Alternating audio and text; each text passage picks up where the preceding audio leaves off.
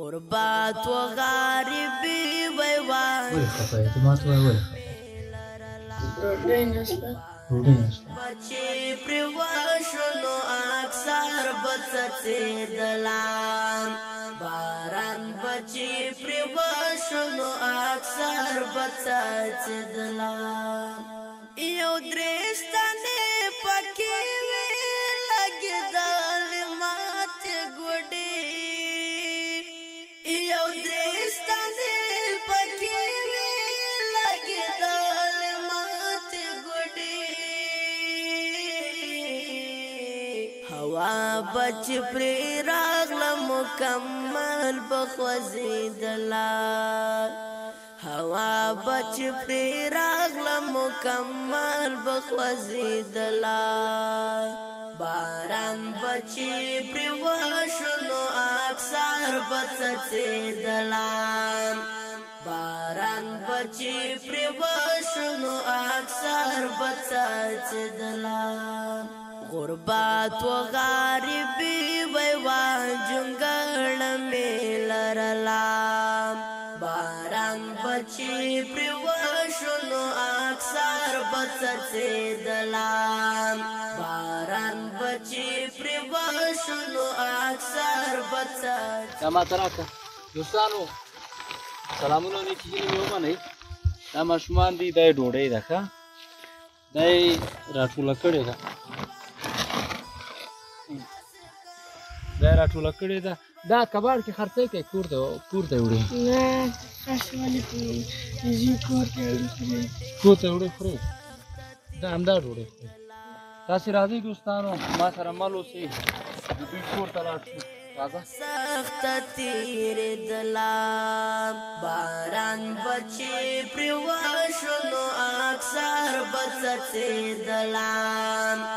باران بچې پرې وشو نو اکثر بڅڅېدلم غربت و غریبی ویوان جنگل می لرلم باران بچې پرې وشو نو اکثر بڅڅېدلم باران بچې پرې وشو نو اکثر بڅڅېدلم څادر بزما په سر نه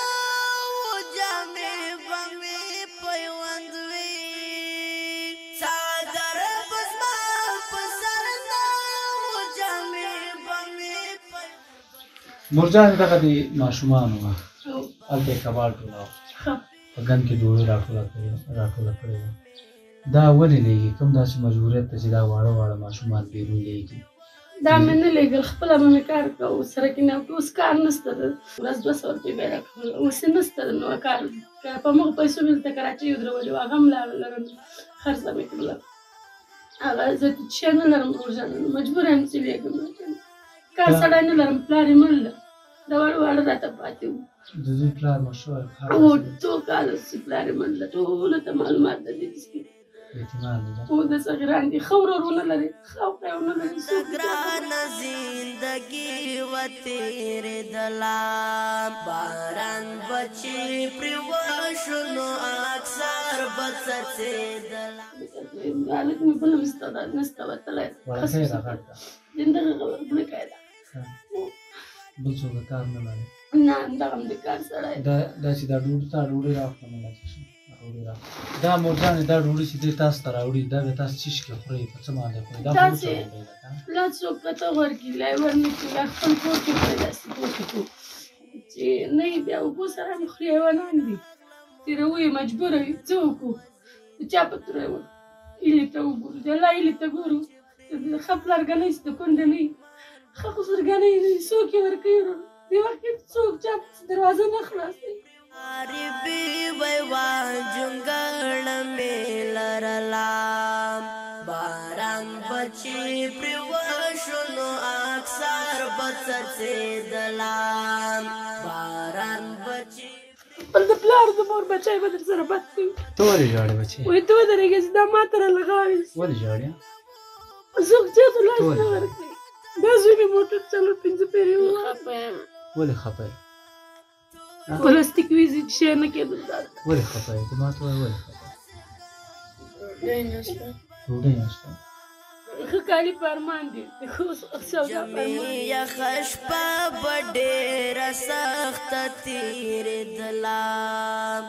د جمعې یخه شپه به ډېره سخته تېرېدله باران به چې پرې ته چې بیرون ځې کار ته ځې که ته چې بیا کار وکړې بېرته کور ته راشې ستړی نه یې؟ سر یم زخمي ده که موټر مو وهلی سپي مو خوړلی داسې یې کړی و سبا یې مې وخت ته لېږلی و تیکه تیکه اوس ته ما ته نظر وکړه بدن یې سپوخې دا ټولې تیکه دا سپي خوړلی دلته یې خوړلی د ستنو په پیسو په ارمان وم چا نه راکولې 2500 روپۍ چې دربدري مې تېره کړه چې سپو خوړلی مالداره نه مري ته څه شی غواړې تا ته موږ څه شی وکړو موږ بنسټ تا ته څه شی وکړو ما د یو کراچۍ واخلې زه یو کار کوم ترکاري چې خرڅ کوم کراچۍ درته واخلو چې ته یو کار وکړې هو که نه دا د کار څه خو نه وایي شو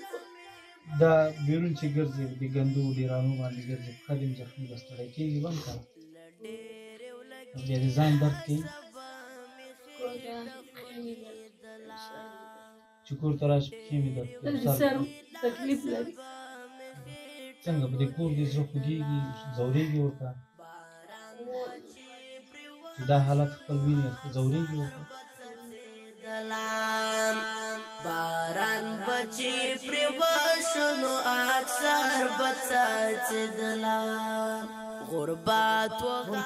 ولې ژاړې مونږ ته ووایه مورې هغه مشکل دی چې دا مونږ ته ووایه مونږ انشاءالله دې خلکو مسلمانانو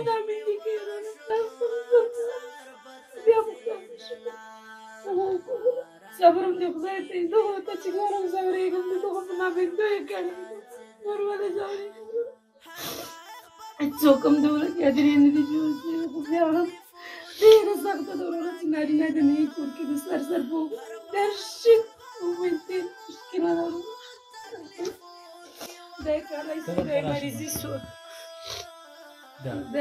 دغه اوس دغه د کوڅواک نیولی بدن یې لوڅ کوي ټول داسې داسې 3 شپې 3 ورځې چې دی تبې کوي ته ما وس نه رسېږي چې دی بوزم دا دوستانو یو ساعت کې تقریبا دغه ماشوم سره زه مخ شوی یم د دغه ماشوم د خولې نه ما خبر نه ده اورېدلی یعنې دا دومره معصومه ده دا دومره عاجزه ده دا دومره فقر وهلی ده دا دومره غربت ځپلی ده چې هېڅ انتها نه لري هېڅ اندازه نه لري باور په الله وکړو که چې یو ساعت کېږي دې ماشوم سره زه مخ شوی یم دغه ماشوم د خولې نه ما یوه خبر نه ده اورېدلی دوستانو دا د درده ډکه کورنۍ موږ به تاسو ته نور هم انشاءالله داسې کورنۍ در پېژنو